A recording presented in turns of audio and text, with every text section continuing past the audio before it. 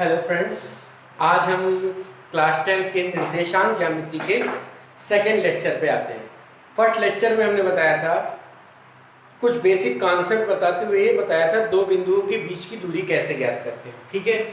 और अगर किसी बिंदु की मूल बिंदु से दूरी ज्ञात करनी हो तो कैसे ज्ञात करते हैं। आज हम देखेंगे कि कोई बिंदु ऐसा हो जो किन्हीं दो बिंदुओं को मिलाने वाली रेखा को किसी निश्चित अनुपात में या दिए गए अनुपात में विभाजित कर रहा हो तो उसका निर्देशांक कैसे निकालते हैं। वो विभाजन अंतः भी हो सकता है, वाय भी हो सकता है। इन्हीं दोनों फार्मूलों की हेल्प से हम किसी रेखा के मध्य बिंदु का निर्देशांक भी निकाल लेंगे और इन्हीं तीनों फार्मूलों की हेल्प से हम एक्सरसाइज के क्वेश्चन भी सॉल्व करेंगे आज, ठीक है। तो देखते हैं उस बिंदु का निर्देशांक जो दिए हुए बिंदु को मिलाने वाली रेखा को दिए गए अनुपात में बांटता हो। जैसे मान लीजिए एक रेखा है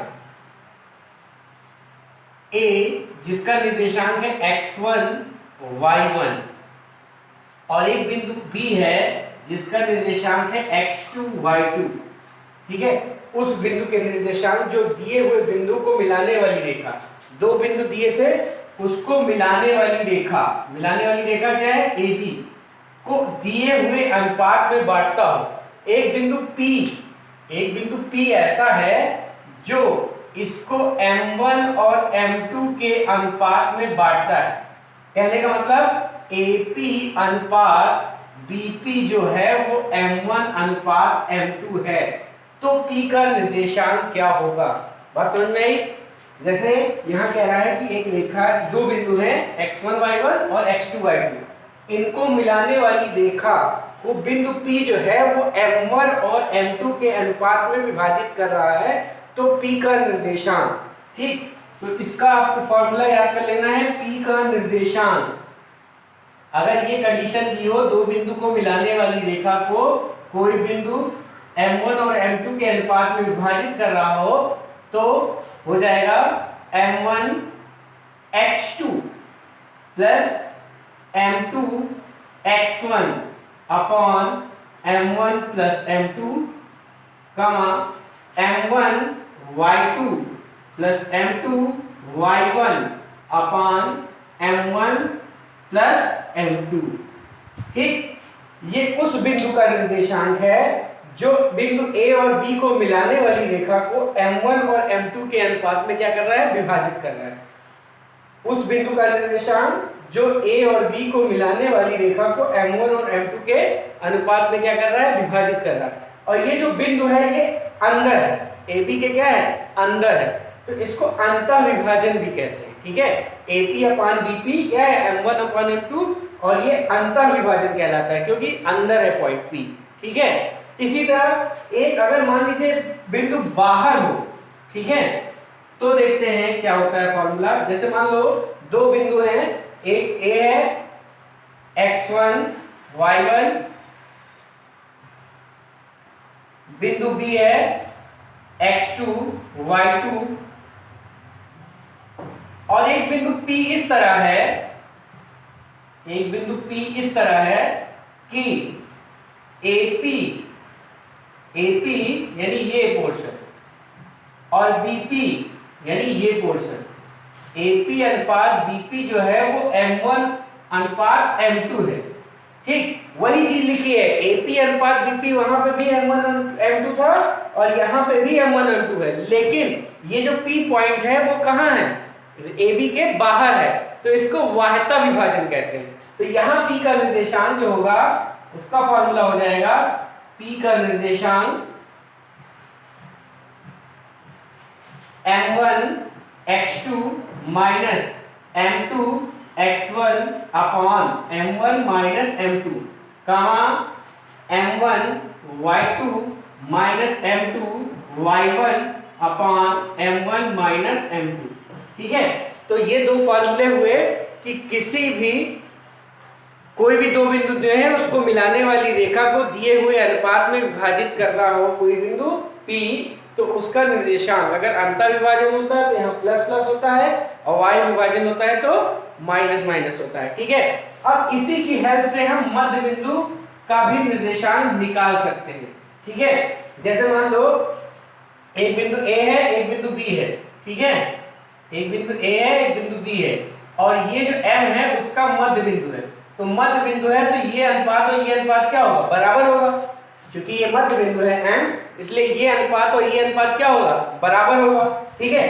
तो अब वही फॉर्मूला m का निर्देशांक कैसे निकालते थे, अब यहाँ पे मध्य बिंदु है, ठीक, तो ये अनुपात दोनों क्या होंगे, बराबर होंगे, m1 m2 जहां लिखते थे वहां क्या लिखेंगे, 1 लिख देंगे। तो m1 ये x1 y1 पॉइंट है और ये x2 y2 पॉइंट है, ठीक है। तो क्या लिखते थे, m1 x2 plus m2 x1 upon m1 plus m2, m1 y2 plus m2 y1 upon m1 plus m2, ठीक होगा। सॉल्व करेंगे तो क्या आएगा, x1 प्लस x2 बाई 2 और y1 प्लस y2 बाई 2। तो ये हो जाता है मध्य बिंदु का निर्देशांक, क्या होता है, मध्य बिंदु का निर्देशांक, ठीक है। तो बस यही तीन फॉर्मूले हैं इस एक्सरसाइज में। एक बार हम फिर से देखते हैं इन तीनों फॉर्मूलों को और एक दो बार लिखेंगे, याद भी हो जाएगा, ठीक है, और फिर हम क्वेश्चनों पे आते हैं, ठीक है। फिर से देखते हैं, अगर मान लीजिए एक बिंदु ये A है, x1 y1, एक बिंदु B है, ठीक है, x2 y2, और एक बिंदु P जो है उस रेखा AB को m1 और m2 के अनुपात में क्या कर रहा है, विभाजित कर रहा है, m1 और m2 के अनुपात में क्या कर रहा है, विभाजित कर रहा है। तो P का निर्देशांक जो होगा ये m1 है और ये m2 पोर्शन है, ठीक है।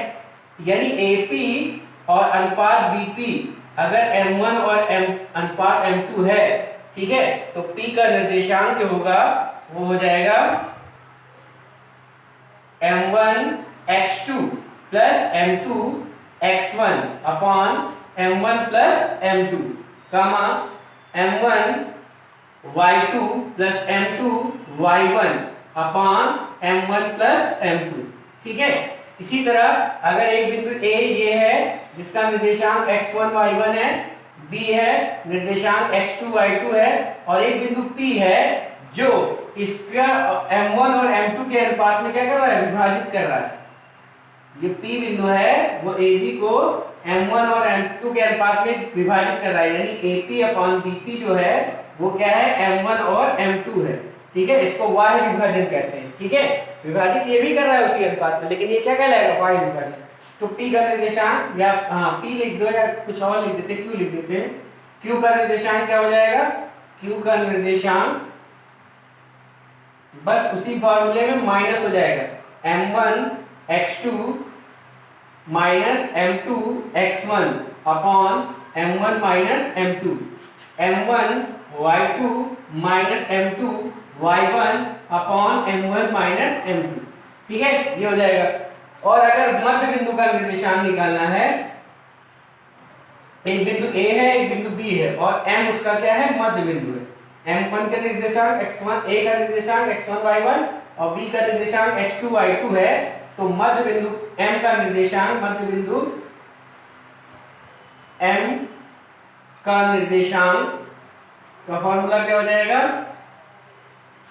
x1 प्लस x2 बाई 2 कमा y1 प्लस y2 बाई 2। तो कुल मिला के ये तीन फॉर्मूलों से ही एक्सरसाइज आपकी लग जाएगी, ठीक है। तो आइए देखते हैं अब हम इस एक्सरसाइज के क्वेश्चनों को, ठीक है। जो भी हमने फॉर्मूला बताया अंतःविभाजन का, y विभाजन का और मध्य बिंदु का, इससे रिलेटेड हम क्वेश्चन यानी सेकेंड एक्सरसाइज को सॉल्व करते हैं, ठीक है। तो पहला क्वेश्चन है, बिंदुओं -3, 4 और 3, 4 को मिलाने वाले रेखाखंड के मध्य बिंदु का निर्देशांक ज्ञात करना है, ठीक। दो बिंदु दिए हैं, उनको मिला के एक रेखा बनेगी, उसके मध्य बिंदु का निर्देशांक हमको निकालना है। तो मध्य बिंदु के निर्देशांक का अभी हमने फॉर्मूला बताया, क्या बताया था, x1 प्लस x2 बाई 2 और कामा y1 प्लस y2 बाई 2, ठीक। तो दो बिंदु दिए हैं यानी x1 y1 x2 y2 दिया है और हमें मध्य बिंदु निकालना है। तो बहुत सिंपल क्वेश्चन है, ठीक है। मान लेते हैं A, पहला बिंदु क्या है A, व दूसरा बिंदु को नाम दे देते हैं B, को मिलाने वाले मिलाने वाले रेखाखंड के मध्य बिंदु M का निर्देशांक, मध्य बिंदु का हम नाम दे दे रहे हैं M, A और B के मध्य बिंदु को मिलाने वाली रेखा का मध्य बिंदु M है, उसका निर्देशांक। तो फॉर्मूला क्या हो जाएगा, x1 क्या है -3 प्लस x2 क्या है 3 upon 2, x1 plus x2 by 2, y1 क्या है 4 प्लस y2 क्या है -4 बाई 2। ठीक है, दो साइन कभी भी माइनस माइनस एक साथ नहीं दिखेंगे, प्लस प्लस एक साथ नहीं दिखेंगे, दो साइन नहीं दिखते हैं। ठीक है, दो साइन वो दोनों मल्टीप्लाई हो जाते हैं, अगर प्लस प्लस है तो प्लस रहेगा, माइनस प्लस है तो माइनस हो जाएगा। ठीक है, तो यहाँ -3 और +3 मिलके 0 बाई 2, और यहाँ देखो -4 और +4 मिलके क्या हो जाएंगे 0 बाई 2। तो मध्य बिंदु का निर्देशांक क्या आ गया 0 0। तो इन दोनों बिंदुओं को मिलाने वाली रेखा के मध्य बिंदु M का निर्देशांक क्या हो गया ये। अगर हम चाहें तो फिगर भी बना के दिखा सकते हैं।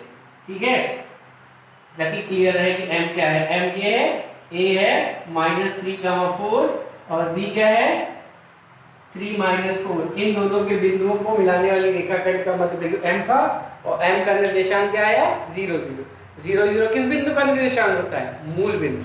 इसको क्या कहते हैं, मूल बिंदु। तो पहला क्वेश्चन हो गया। अब आते हैं दूसरे क्वेश्चन पे।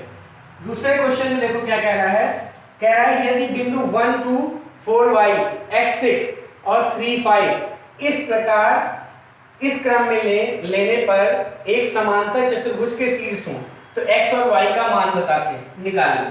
ठीक है, यानी चतुर्भुज, समांतर चतुर्भुज के शीर्ष दिए हुए हैं। ठीक है, और जो शीर्ष दिए हैं, जैसे ये है, मान लीजिए एक समांतर चतुर्भुज दिया है। समांतर चतुर्भुज पता ही होगा सबको क्या होता है, सम्मुख भुजाएं क्या होती हैं, बराबर या समांतर भी कह सकते हैं। ठीक है, ये क्या है, समांतर चतुर्भुज। सही बना लीजिएगा आप लोग, ABCD। इसके निर्देशांक यदि बिंदु 1, 2 4, y x, 6 और 3, 5 इसी क्रम में लेना है। ये नहीं कि ये यहाँ ले लिए, बी यहाँ ले लिए, सी यहाँ डी लिया। जिस क्रम में दिए ए बी सी डी, इसी क्रम में लेने पर एक समांतर चतुर्भुज के शीर्ष हैं। ये चारों समांतर चतुर्भुज के क्या हैं, शीर्ष हैं। हमें निकालना क्या है, एक्स और वाई। ठीक, तो समांतर चतुर्भुज की खास बात क्या होती है, पहली खास बात तो ये होती है कि सम्मुख भुजाएं बराबर होती हैं। ठीक, दूसरी खास बात क्या होती है, सम्मुख कोण बराबर होते हैं। और तीसरी खास बात क्या होती है, विकर्ण परस्पर समद्विभाजित करते हैं। विकर्ण क्या होते हैं, परस्पर समद्विभाजित करते हैं। यानी ये जो AC है और ये BD है, ये एक दूसरे को बिंदु O पे क्या करेंगे, समद्विभाजित करेंगे। मतलब ये पार्ट इसके बराबर होगा और OC जो है वो OA के बराबर होगा। बात क्लियर है। समांतर चतुर्भुज के जो विकर्ण होते हैं वो क्या करते हैं, परस्पर समद्विभाजित करते हैं। ठीक, यानी ये विकर्ण और ये विकर्ण एक दूसरे को क्या करेंगे, समद्विभाजित करेंगे, यानी बराबर दो भागों में बांटेंगे। इससे ये तात्पर्य है, जैसे OC और OA क्या है, बराबर, यानी O जो होगा वो इसका मध्य बिंदु होगा। ऐसे ही OP और OD क्या है, बराबर, तो इसका मतलब O इसका मध्य बिंदु होगा, इसका BD का। AC का मध्य बिंदु भी O होगा और BD का मध्य बिंदु भी O होगा। ठीक, तो देखते हैं, क्योंकि समांतर चतुर्भुज के लैंग्वेज में लिख देंगे, समांतर चतुर्भुज के विकर्ण परस्पर समद्विभाजित होते हैं। इसलिए जो AC का मध्य बिंदु होगा, AC का मध्य बिंदु वही क्या होगा, BD का मध्य बिंदु। क्या होगा, BD का मध्य बिंदु। जो AC का मध्य बिंदु होगा वही BD का मध्य बिंदु होगा।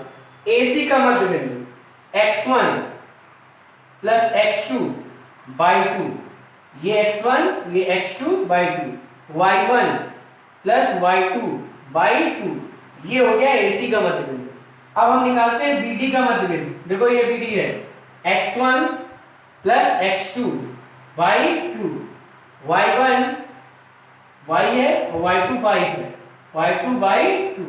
ठीक, दोनों के मध्य बिंदु क्या है? O ही है। ठीक, तो दोनों के मध्य बिंदु क्या होंगे? बराबर होंगे। यहां से क्या आएगा 1 प्लस एक्स बाई 2 और ये क्या आएगा 6 प्लस 2 8 बाई 2 यानी 2 और यहाँ आ जाएगा 7 बाई 2 और ये हो जाएगा y प्लस 5 बाई 2। तो जब कंपेयर करेंगे, देखो जब दो पॉइंट जैसे ये निर्देशांक और ये निर्देशांक बराबर है यानी भुज भुज के बराबर होगा, कोटि कोटि के बराबर होगी, तभी ऐसा होगा। ठीक है, तो हम क्या करेंगे? भुज भुज के बराबर कर देंगे, कोटि कोटि के बराबर कर देंगे।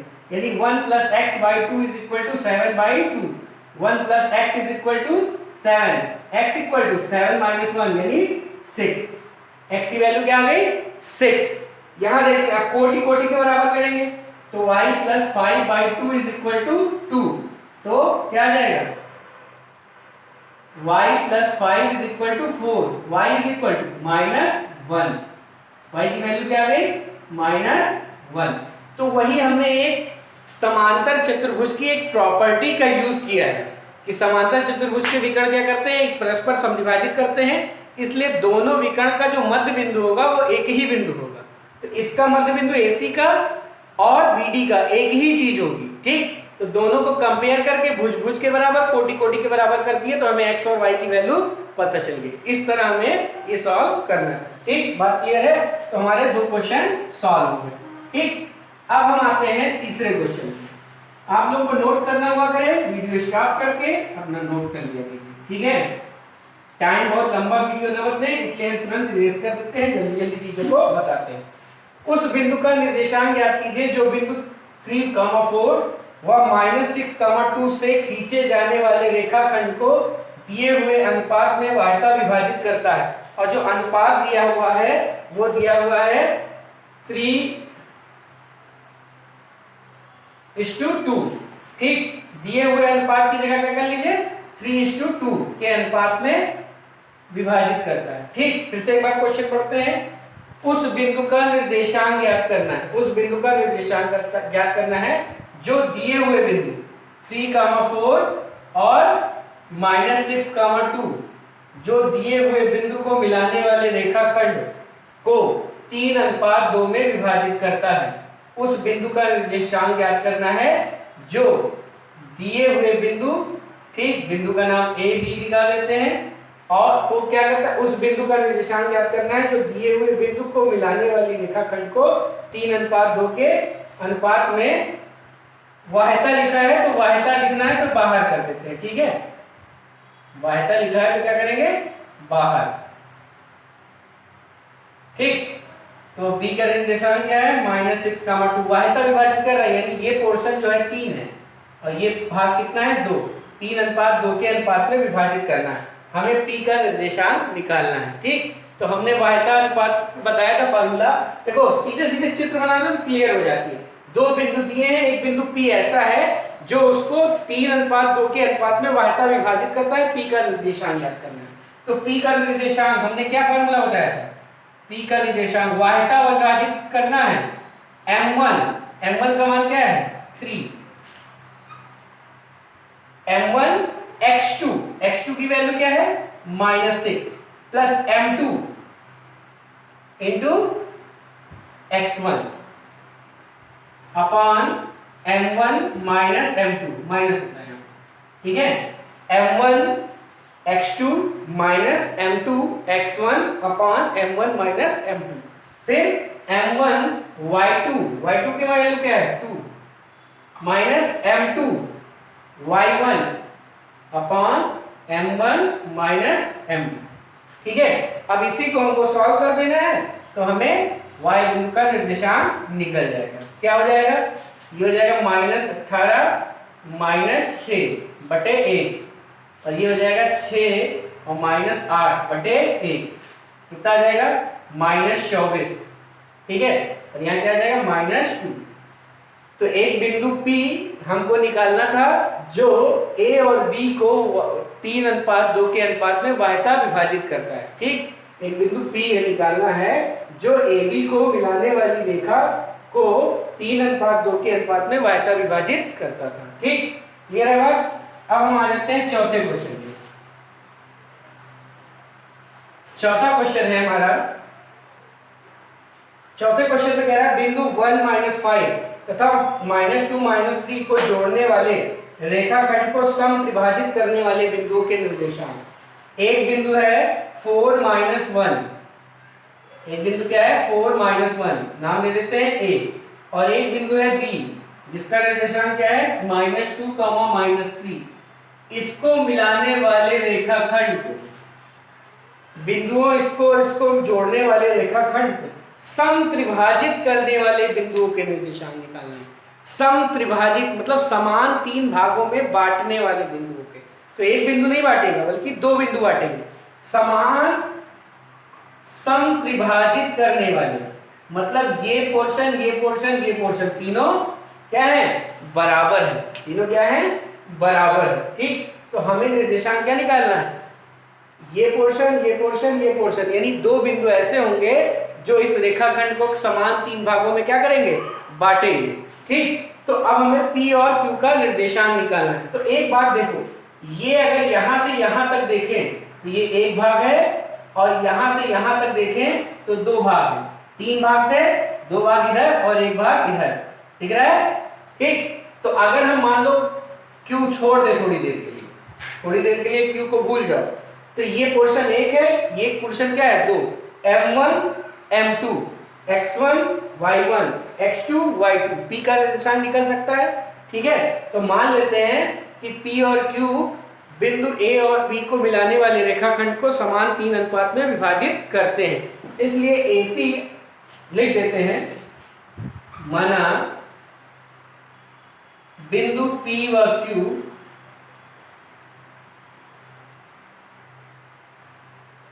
बिंदुओं A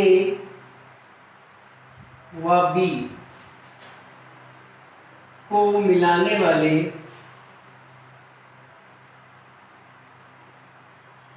रेखाखंड को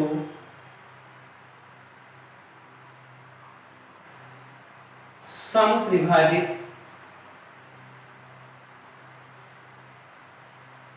करते हैं।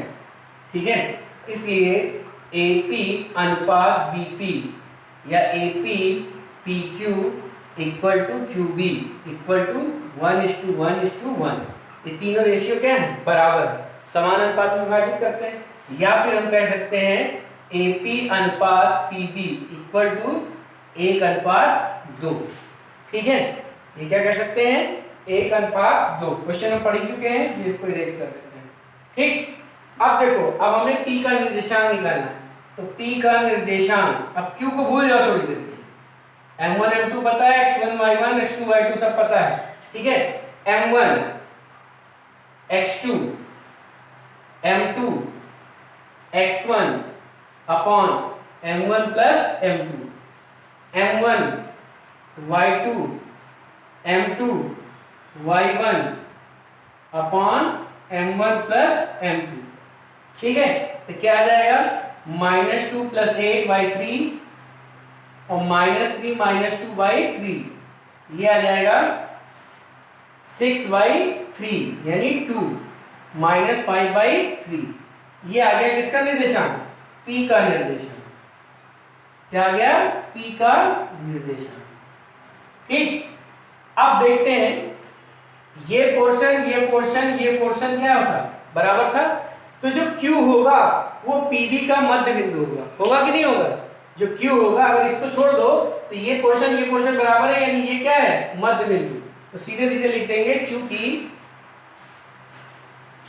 इसको इरेज कर देते हैं, अब इसका काम नहीं है, आप लोगों को अगर जरूरत पड़ेगी तो नोट कर लीजिएगा। ठीक है, हम क्या निकाल रहे हैं Q का निर्देशांक, या फिर आप चाहें तो इसको ले लेते हैं 1, इसको ले लेते हैं 2, ऐसे भी हो सकते हैं। तो फिर लिखते हैं चूंकि Q PB का मध्य बिंदु है,